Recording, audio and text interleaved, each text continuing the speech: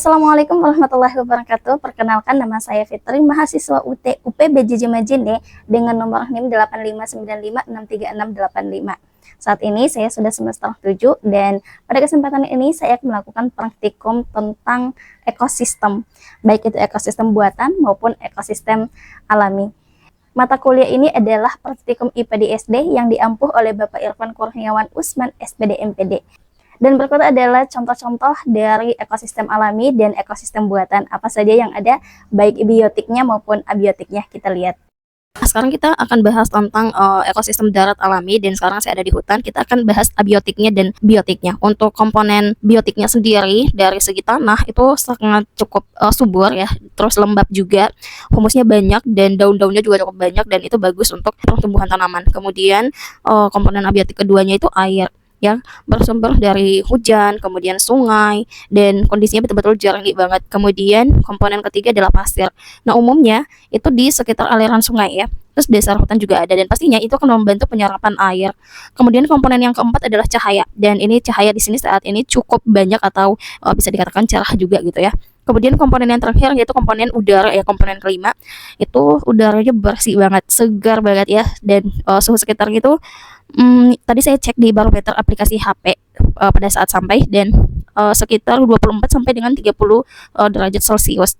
Begitu. Kemudian kita masuk ke komponen biotiknya. Nanti kita akan cari berbagai jenis hewan dan juga tumbuhan, kemudian pengurainya apa saja. Jenis tumbuhan yang saya temui di sini itu ada bunga kecil ini ya. Ini kayak bunga-bunganya kayak kecil gini. Itu nama ilmiahnya adalah lantana cemara.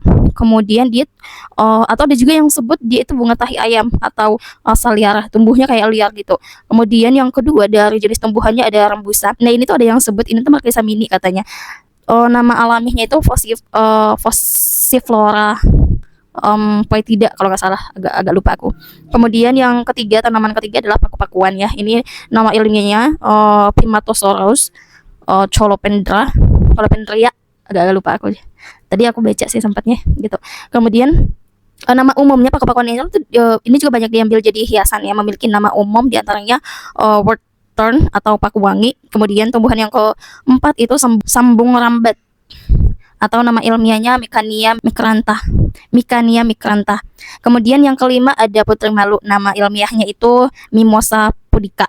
Kemudian kita masuk ke jenis hewan dari ekosistem darat alami ini. Ada nyamuk, semut, ular, katak, burung, dan masih banyak lagi yang lainnya. Kemudian hewan pengurainya apa saja atau biotik pengurainya apa saja. Ada semut, jamur, lalat hitam, siput air, kemudian ada cacing tanah. Demikian hasil pengamatan saya ekosistem darat alami, dan kita akan pindah ke ekosistem darat buatan. Nah, ekosistem buatan kita membahas dua hal, yaitu biotik dan abiotiknya. Untuk abiotiknya di sekitar tempat tinggal saya. Untuk ekosistem buatan yang dari sisi abiotiknya dari tanah, kemudian suhu, angin, pasir, dan cahaya.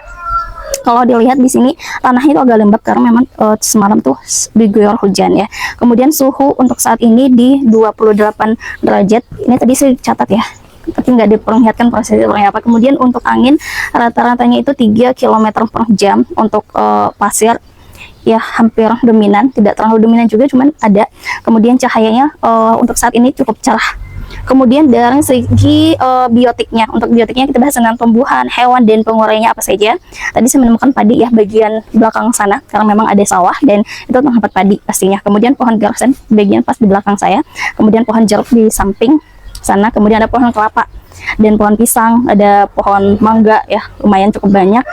Kemudian untuk jenis hewannya di sekitar tempat tinggal saya ada sapi, ayam, kemudian semut, laba-laba, ada nyamuk juga. Nah, untuk pengurainya ada keong sawah karena memang ada sawah di belakang, kemudian lalat, semut, kemudian ada cacing. Terus di sini juga ada dekat ikan empang gitu ya, tapi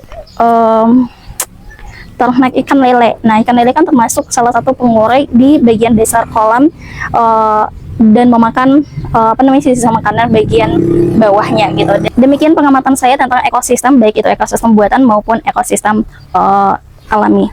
Terima kasih. Wassalamualaikum warahmatullahi wabarakatuh.